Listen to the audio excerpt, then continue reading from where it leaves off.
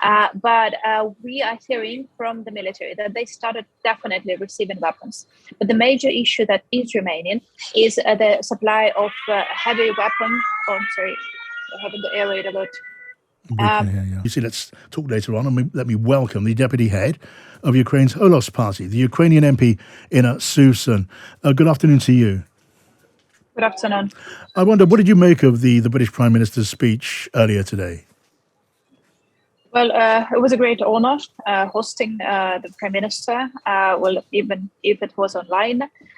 For us, that was important for two reasons. First of all, symbolically, it does mean that the world keeps on standing with Ukraine, and the United Kingdom is the leader in supporting Ukraine all over the world.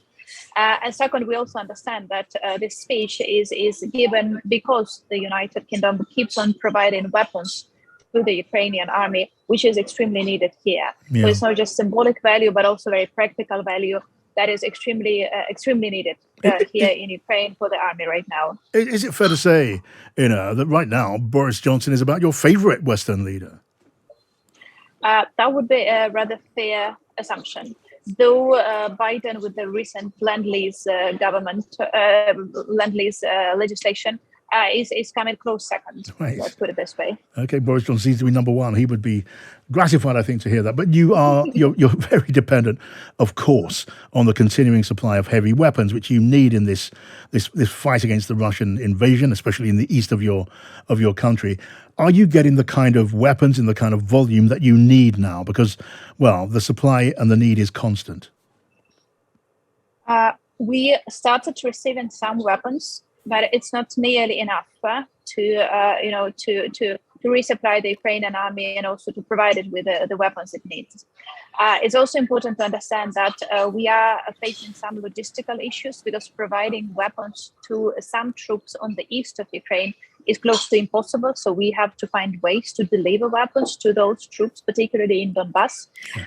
But we are hearing from the military that they started definitely receiving weapons. But the major issue that is remaining is the supply of heavy weapon. Oh, I'm sorry, I haven't the air raid alert. And the major issue is heavy weaponry, particularly the artillery and the air defense systems. Right. Those are the issues that we are still debating and we are still waiting to come. And they are actually the deciding factor in the war. So without that, all other supplies actually make no sense unless we get the artillery and air defense system. Right. Those are crucial elements we are still not getting. So vital to get that extra heavy weaponry. And we heard the air raid warning behind you. If you need to leave, we'll completely understand you're having to leave. But in the meantime, I'll carry on if I may. Now, sure. We're hearing from America. The Washington Post newspaper is reporting American sources saying it is Russia's intention now to annex parts of eastern Ukraine in the Donbass region, parts of Lugansk and the Donetsk region. Do you imagine your forces, Ukrainian forces, can resist that? That truly depends on the supply of weapons. I'm sorry for repeating myself all the time. Sure. But it's really 100% right now. It depends on that. Actually, half an hour ago, I met a friend of mine, actually a former student of mine, and she's now serving in the army. And she asked me, what is the situation with weapon supply? And she just got back from Donbass. So recently, yesterday, she got back from Donbass.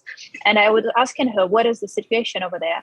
And she said that everyone is fighting, everyone is doing their best. But they're doing that with this hope in mind that we shall get the weapons as soon as possible. This is the only thing that is giving people hope and which is giving them strength to continue fighting, despite Russians definitely having right now superiority in the field in Donbass right now. Right. So that is very fresh from the field, from the person that I know personally on a very good level.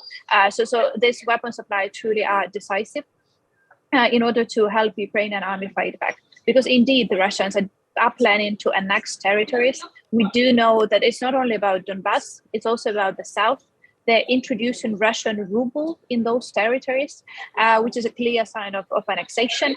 They're forcing schools to work according to Russian curriculum, teaching Russian, and students are not allowed to study Ukrainian.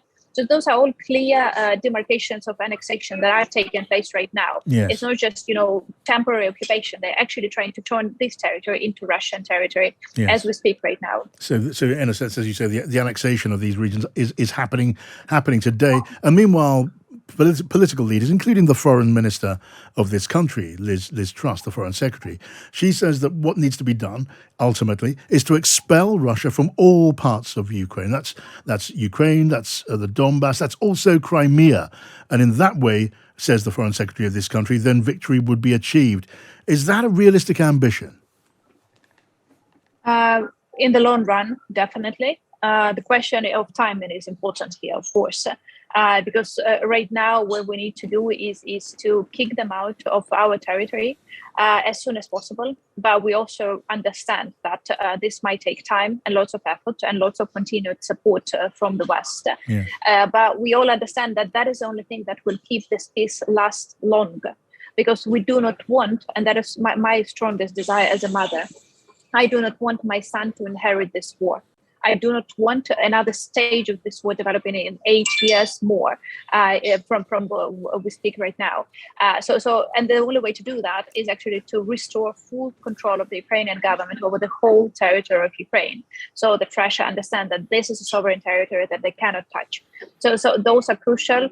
And but I'm also realistic in terms of understanding that regaining control over Crimea, particularly for geographical but other reasons, would be most difficult. But restoring full control over Donbass, that is something that we can definitely achieve midterm. Okay, good to talk to you. Thank you for making time to speak to us on the program. That's Sovsun Ukrainian MP and deputy head of Ukraine's Holos party.